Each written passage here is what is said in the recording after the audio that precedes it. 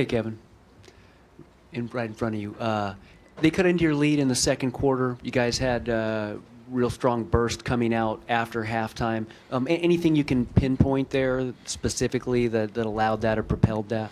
We knew that we were fouling a lot to end that second quarter. Our defense was still good. They were shooting like 37% going to the half, so it wasn't that they were just breaking us down and getting easy baskets.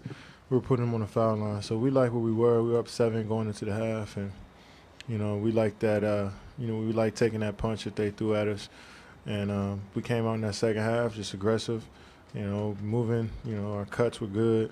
Draymond did a good job of finding guys, and everybody was aggressive on both ends. Hey, Kevin, just given all the talent and experience the Death lineup presents, how did you see that kind of affecting the dynamic overall to start out? Who? The starting lineup. Yeah, I mean, just the experience, guys that have been there before, just that IQ for the game. You got guys multiple guys that can penetrate and make plays, and it's good for, scorers like Clay, Steph, and myself. Andre and Draymond, they do all the utility stuff, as driving to the rim, getting stops, getting rebounds, just and then knocking down shots when they get the opportunity to shoot them. So I think we played off each other well. We're gonna need it even more at home for Game 5. Kevin, you looked much more like energetic and engaged. I was wondering, what was the pep talk you gave yourself? Was it this morning? Was it last night? Just try to tell myself that I'm at my best when I don't care what happens after the game, the outcome, or anything. I'm just my best when I'm free and having fun out there and forceful. I think that was the thing, and just try to play with force no matter if I miss shots or not. Just keep shooting, keep being aggressive, and I just try to continue to tell myself that over the last day and a half, and was able to go out there and knock down some shots. You looked like you were hunting shots right away. I think you hit 2 jumpers in the first 90 seconds. Was that planned to just come out and really aggressive and go attack some shots early?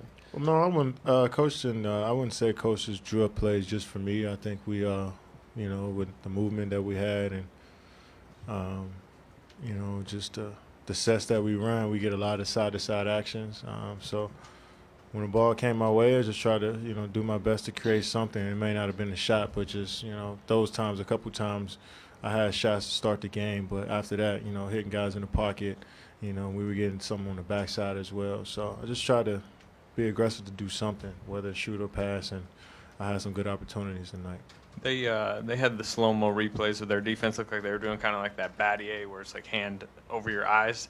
Can you sense that when you're shooting those jumpers, when that's kind of their contest is in your face instead of like at the ball?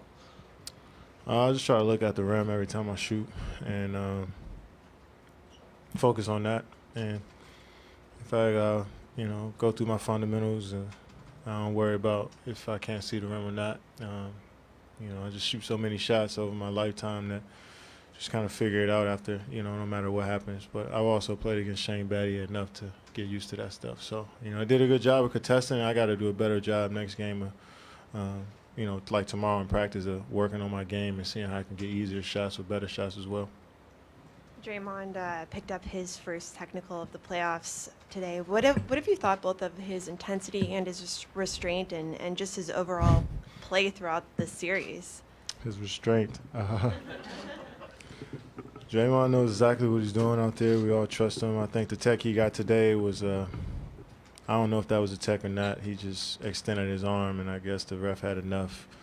Both sides were talking a lot to the refs, so I'm sure the refs had enough, and Draymond was the guy that they were, he was just the guy at that moment. So I wouldn't say it was anything that he did, but he's been just playing intense, just playing, good basketball, just playing hard. I think that's the one thing that we all just try to do, man. Keep it simple and play hard, and everything else will fall in line after that. Kevin, were you aware it's the first time that this 5 started a game together ever? I did not know that. Does that surprise you? Yeah. I mean, we play that lineup a lot. Maybe not to start, but to finish. But in the playoffs, you just might have to switch your lineup up to match up with a team, and this team plays so small and fast. So, I think it works works well for us that we can get a small lineup out there as well. So we gotta be better next game if we want to win. Whoa. Whoa. Kevin, you had guys were screening hard, cutting hard, pushing in transition as a scorer. How much does that help you when all of these pieces are kind of cooperating to help you get these looks?